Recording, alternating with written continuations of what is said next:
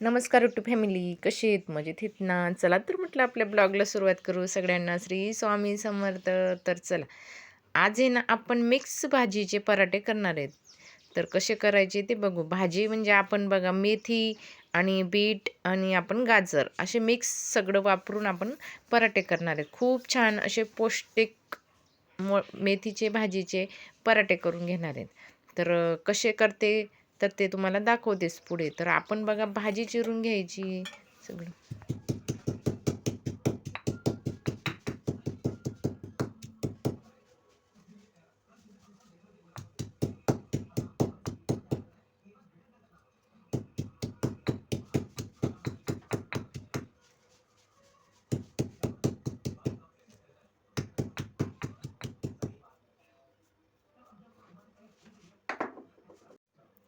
तर हे मी 3 वाट्या गव्हाचं पीठ घेतलेलं आहे. 1 वाटी आपण डाळीचं पीठ घेतलेलं आहे आणि अर्धी वाटी बाजरीचं पीठ घेतलेलं आहे. हे आपण आता लसूण आणि जिरं ठेचून घेतलेलं आहे.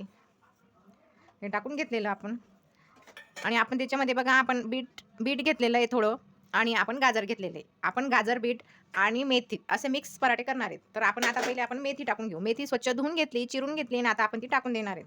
आता आपली मेथी संपण्यामध्ये आलेली. उन्हाळ्यात दिवस लागला ना, तर आता मेथी काही जास्त खात नाही आपण. पण म्हटलं आता चला आता मेथी काही येणार नाहीये. आहे तोपर्यंत आपण मेथीचे पराठे करून घेऊ.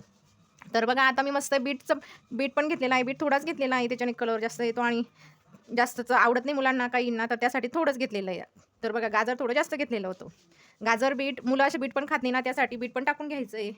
आणि आता आपण घेतलेली 2 चम्मच चटणी, हळद आणि 2 चमचा मीठ. तर हे बघा हे पण आपण टाकून घेणार आहेत. हे आपण घेतले ओवा 1 चमचा. आता ते पण आपण चांगलं क्रश करून टाकून घेणार आहे. हे घेतले आपण मोठा 1 चमचा पोहे खायचा तीळ. तर तीळ पण टाकून घेणार आहेत.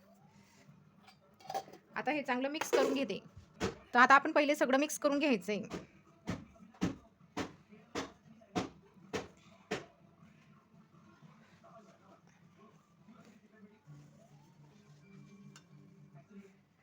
आपलं बीट पण ओलं असतं, गाजर पण ओलं असतं आणि मेथी पण ओली असते. मग सगळं मिक्स केल्यानंतर त्याला पिठाचा अंदाज म्हणजे पाणीचा अंदाज कळून जातो आपल्याला किती पाणी टाकावं लागणार आहे. तर आता मिक्स केल्यानंतर आपल्याला समजेल आता लागतं आपण पाणी टाकून ते मळून घ्यायचंय आणि असं छानसं असं मस्त मळायचंय. हे बघा आता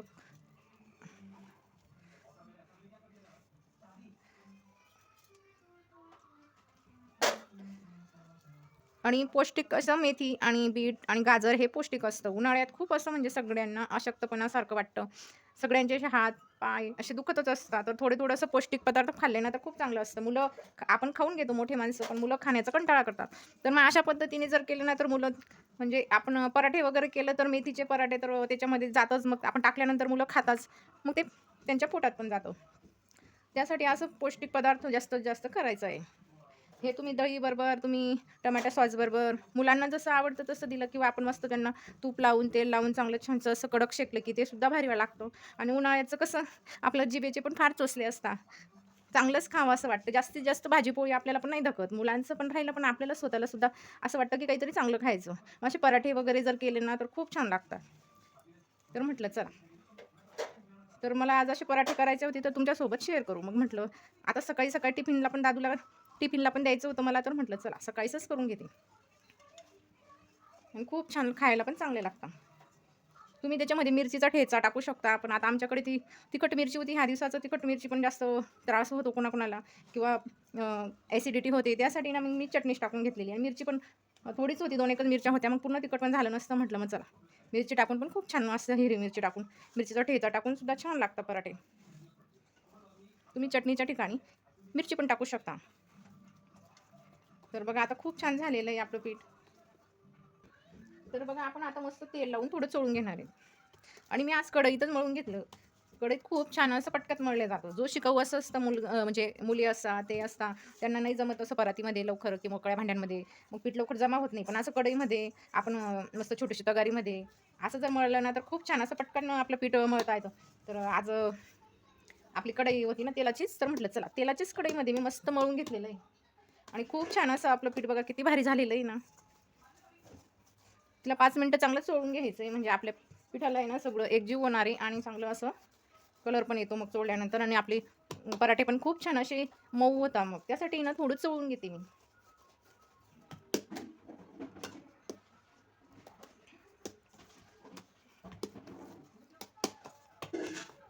आणि कलर पण खूप छान आलेला आहे बघा. तर तर चला आपण आता तवा ठेवून घेणार आहे. तवा चांगला गरम होतो तोपर्यंत आपण मस्त आपली दशमी लाटून घेणार आहे. दशमी, पराठे जे म्हणता आलं ना ते म्हणा.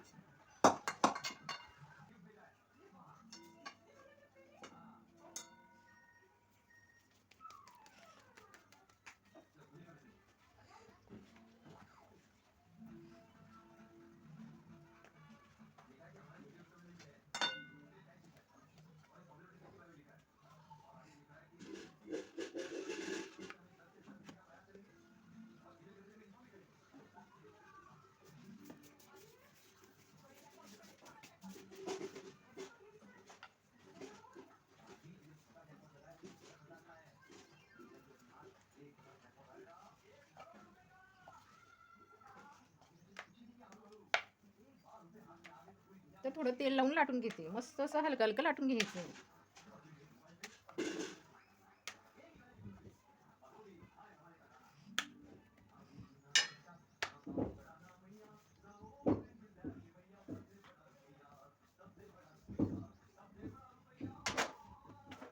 त्याला उलटं सुलटं करून बघा मस्त असं लाटून घ्यायचं.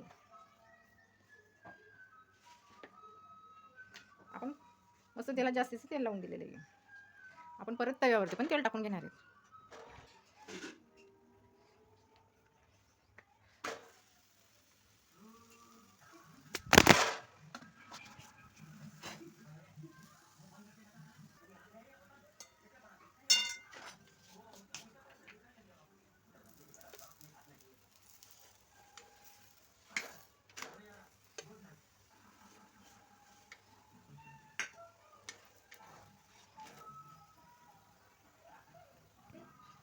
तर बघा आपला पराठा खूप छान असा मस्त शेकून घेतलेला आहे दोघी साईडने. आणि बघा एवढा मऊ लुसलुसीत आलेला आहे ना, खूप छान. बघा तुम्हाला हातात दाखवते मी, एवढं भारी झालेलं आहे ना. तर हे बघा एवढं नरम झालेलं आहे ना, तर तुम्ही बघू शकता इतकं भारी नरम झालेलं आहे. तर इतका मऊ झालेला आहे मस्त.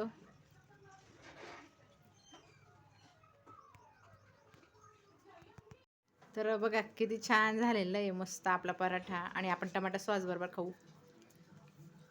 खूप भारी झाला आहे. हे बघा मऊ लुसलुसीत मस्त असं छान जमलं आहे. कसं वाटलं ते कमेंट करून सांगा. आवडलं असेल तर लाईक करा, शेअर करा, सबस्क्राईब करा. आजच्या व्हिडिओ इथंच थांबवते.